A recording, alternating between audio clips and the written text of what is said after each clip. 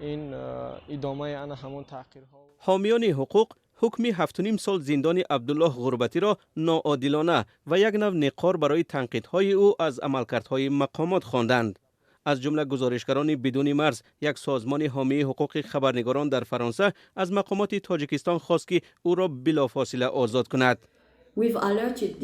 ما با مسئول صحت در مسائل آزادی بیان ترزا ریبیرو که همین روزها با یک هیئت در تاجیکستان قرار دارد درباره این حکم آگاه کردیم و از او خواستیم که واکنشی بسیار سخت نشان دهد. گزارشگران بدون مرز بلافاصله آزاد کردن او را تقاضا می کنند. مذهب جمعه، یکی از همکاران سابق عبدالله غربتی، حکم دادگاه را بسیار سنگین و ناحق نامید و گفت که جریان محاکمه آلوده به قانون شکنی و نقض حقوق خبرنگار بوده است. چون می نماید که هدف اعلانی حکم و هدف جزا دادن عبدالله کدام یک قصاصگیری، کدام یک مقامداری بود که با این راه به دیگر ژورنالیستان و به دیگر اندیشان پیام یا هشدار بدهد که ببینید دست ما چقدر دراز است، ما میتونیم در هر لحظه شما را توانیم قبل جزا بدهیم. تحلیلگران حکم عبدالله غربتی را یک نشانه باز هم بدتر شدن وضع حقوق انسان و آزادی بیان و شدیدتر شدن فشار بالای آزاد اندیشان در تاجیکستان خواندند که خلاف همه گونه عهده‌داری‌های کشور در عرصه جهانی است.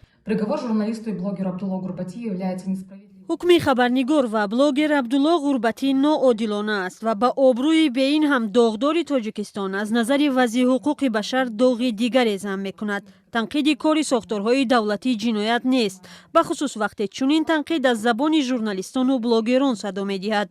این وظیفه اولین درجه آنهاست. عبدالله غربتی برای فعالیت‌های کسبی‌اش مورد تعقیب حکومت قرار گرفت. آزادی بیان محک جامعه باز و دموکراتی است و در چنین جامعه حالت‌های مثل تعقیب ژورنالیستان و دیگر شخصان دارای اندیشه انتقادی وجود ندارند.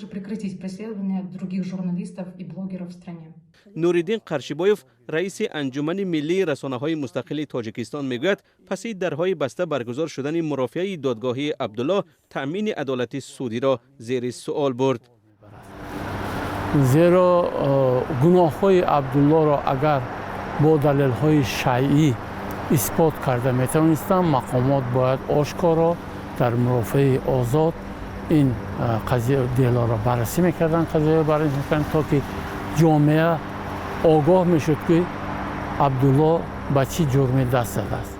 اعلان حکم عبدالله غربتی امید به آزادی خبرنگاران بازداشت شده را کمتر کرده است. در تاجیکستان عین زمان چندین خبرنگار و بلاگر از جمله دلیر امام علی الفت خانم محمدشاه و ذوقی سعید امینی، عبدالستار پیر محمدزاده و خوشام غلام در بازداشت هستند. سازمان‌های حامی حقوق خبرنگاران و بعضی از روزنامه‌نگاران و فعالان شبکه‌های اجتماعی بازداشت خبرنگاران را به اساس خوانده آزادی آنها را طلب کردند. مقامات در برابر این دعوت‌ها خاموشند.